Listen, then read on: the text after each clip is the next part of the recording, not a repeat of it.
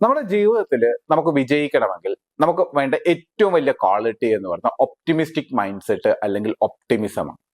ഇന്ന് ലോകത്ത് ഏറ്റവും കൂടുതൽ തെറ്റിദ്ധരിക്കപ്പെടുന്ന ഒരു വാക്കും ഒപ്റ്റിമിസമാണ് എന്നാണ് ഞാൻ വിചാരിക്കുന്നത്. അതിനുള്ള കാരണം എന്താണെന്ന് വെച്ച് കഴിഞ്ഞാൽ, ഞാൻ ഈ ഇടയ്ക്ക് ഒരു FM റേഡിയോയിൽ ഒരു പ്രോഗ്രാം കേട്ടിരുന്നു. ആ പ്രോഗ്രാമിന്റെ പേര് ബി പോസിറ്റീവ് എന്നാണ്. ബി പോസിറ്റീവ് എന്നാണ് അതിന്റെ പേരെങ്കിലും അതിനകത്ത് പറയുന്നത് മൊത്തം നെഗറ്റീവ് കാര്യങ്ങളാണ്.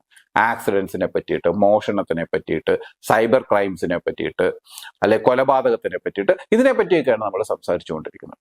ഒരു ഒപ്റ്റിമിസ്റ്റിക് മൈൻഡ് സെറ്റ് അല്ലെങ്കിൽ പോസിറ്റീവ് മൈൻഡ് സെറ്റ് എന്താന്ന് ചോദിച്ചു കഴിഞ്ഞാൽ, വളരെ സിമ്പിളായി പറഞ്ഞാൽ തിങ്ക് വാട്ട് യു വാണ്ട് എന്നുള്ളതാണ്. അതായത് നമ്മളൊരു പരീക്ഷയ്ക്ക് പ്രിപ്പയർ ചെയ്യുകയാണെന്ന് വെച്ചു, നമുക്ക് അതിനകത്ത് 50% വിജയവും 50% പരാജയവുമാണ്. 50-50 ചാൻസ് ആണ്.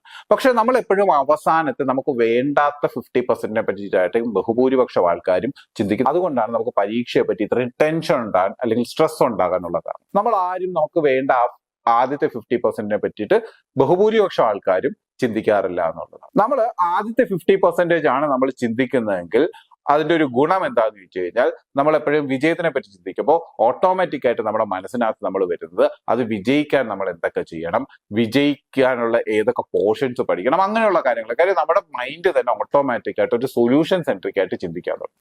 അതേസമയം നെഗറ്റീവ് ചിന്തകളാണെങ്കിൽ അല്ലെങ്കിൽ നമുക്ക് വേണ്ടാത്ത കാര്യങ്ങളാണ് ചിന്തിക്കുന്നതെങ്കിൽ നമുക്ക് സ്വാഭാവികമായി എന്ത് ചെയ്യും, നമുക്ക് വേണ്ടാത്ത കാര്യങ്ങളെ പറ്റിയിട്ടായിരിക്കും അതിനുള്ള പ്രോബ്ലത്തിനെ പറ്റിയിട്ടായിരിക്കും നമ്മുടെ മനസ്സോട്ട് വരും.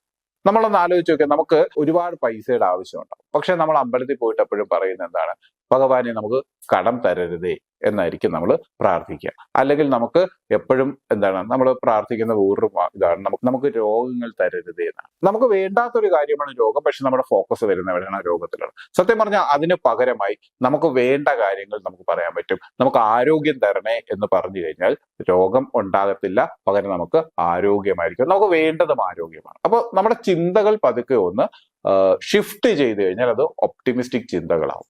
നമ്മുടെ കുട്ടികളെയും നമ്മൾ പരിശീലിപ്പിക്കേണ്ടത് ഈ ഒപ്റ്റിമിസ്റ്റിക് ചിന്തകൾ അല്ലെ പോസിറ്റീവായി ചിന്തിക്കാൻ പരിശീലിപ്പിച്ചു കഴിഞ്ഞാൽ പലപ്പോഴും കുട്ടികൾക്കുണ്ടാകുന്ന സ്ട്രെസ്സുകൾ മാറും.